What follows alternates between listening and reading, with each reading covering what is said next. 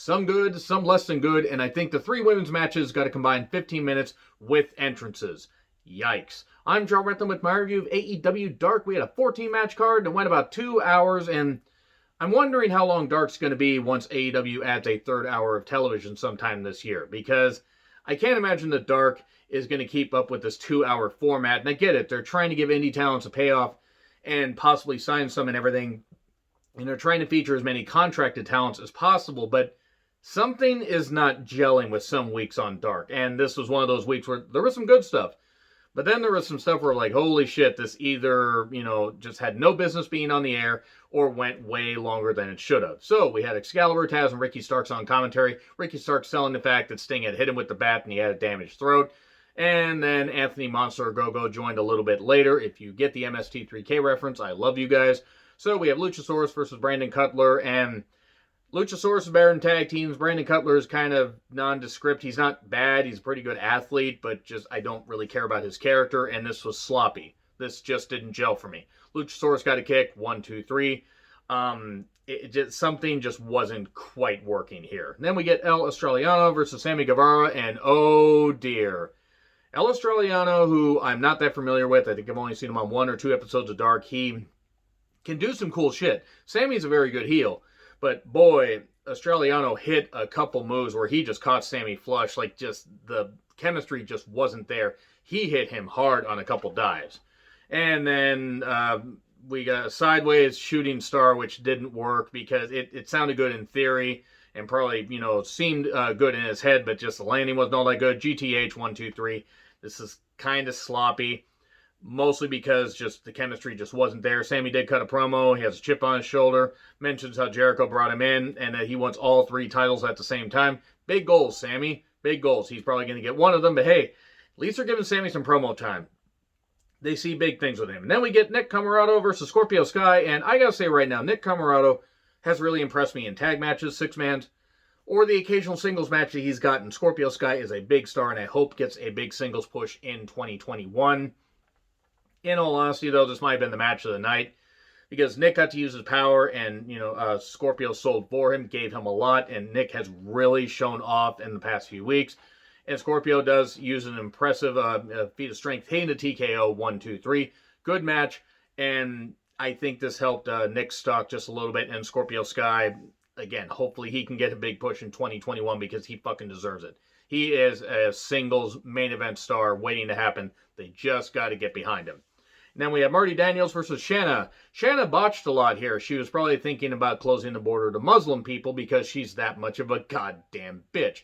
Marty Daniels, however, must be living in the gym because she's in incredible shape. She's tall. She's got, a good presence. I'd like to see more of what she can do in the future. And Shanna botched like 2 tiger suplexes. I mean, it was fucking baffling. And then she's been wrestling for a few years. You would think she would know what the fuck she's doing. And botches do happen. That was inexcusable. That was really fucking inexcusable. Marty, hopefully she gets featured a little bit more later. But yeah, Shanna wins. And then Baron Black and Mike Verna versus Butcher, Blade, and the Bunny. The Bunny was apparently doing yodeling lessons because she kept laughing and yodeling at ringside. It was a little bit weird. She did choke and rake one of the guys' eyes. Lucky. And Baron Black, he's shown off pretty good. And Mike Verna has, I've been impressed with some of the stuff he's done in the past few matches. At least he's been able to do a little bit more.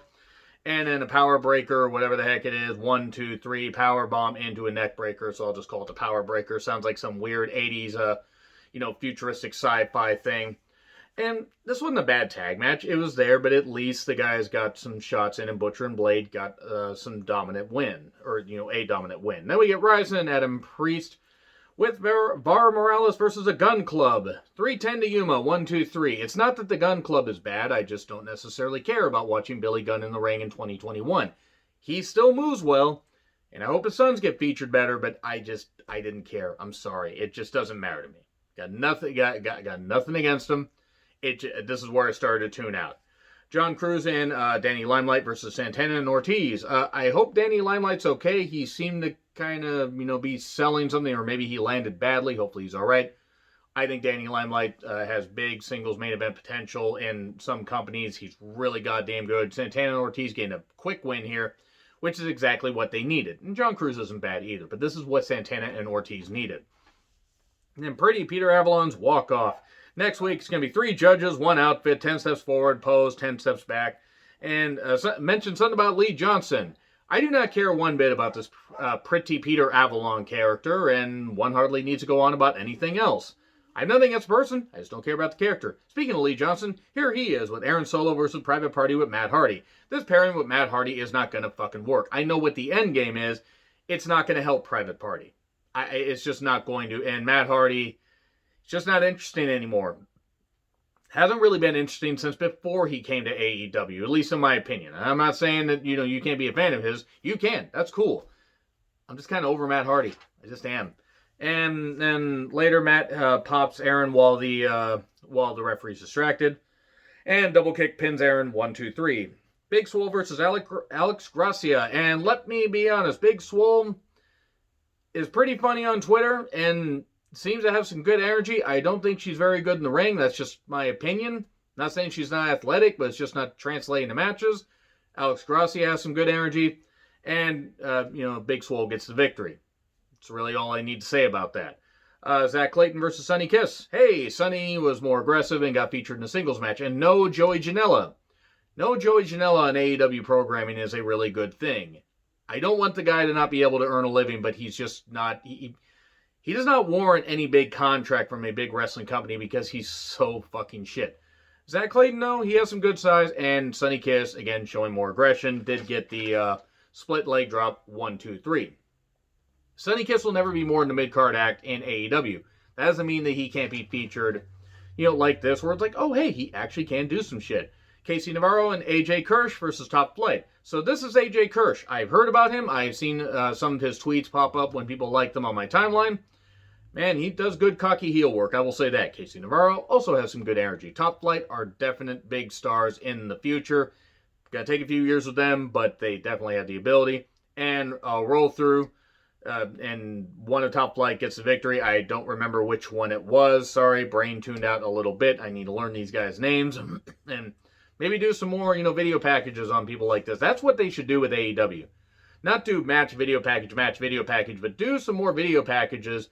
Do a few less matches, and then translate that same format to the next hour of television they're going to be doing, the new hour of television, and get some more people over. They feature some more video packages, and guess what? You might actually be more invested, and their ratings might go up above 800,000 for more than a few weeks, instead of Sting popping a rating, and then that's it. So anyway, Tasha Price and Catalina Perez versus Diamante and Ivelisse. Leading with their chins. I mean, that's unfair to Diamante, who's fine, but just Ivelisse. How is Ivelisse employed by AEW? She's so fucking bad. She's really fucking bad in the ring. Catalina Perez is fine. Her hair stands out, and I think maybe that's the intention. Tasha Price has been featured quite a bit. Kick from Ivelisse pins Catalina 1, 2, 3. One hardly needs to go on about an Ivelisse match in 2021. Fuego del Sol and Sean Dean versus The Acclaimed. I like The Acclaimed. Fuego del Sol's fine. Sean Dean, I think, has good potential as a mid-card guy. And he's being featured in tag matches. Him and Lee Johnson would be a really fun team. And, long-running team. Critically acclaimed, 1, 2, 3. I think Caster and Bowens are a big money team for AEW. And then we get Chaos Project versus Lucha Bros with Pac. Why all the pyro? Why is Luther screaming? Why is Serpentico being used as a crash test dummy? Double team package stomp, 1, 2, 3. That's really all I gotta say about that. Nothing against Serpentico. Nothing against him. If Luther's in a match, I'm sorry, I don't give a shit. I just fucking don't. Anyway, let me know what you guys think in the comments. Like, share, subscribe, Twitter handle in the description. I'm John Retland. I'll see you soon.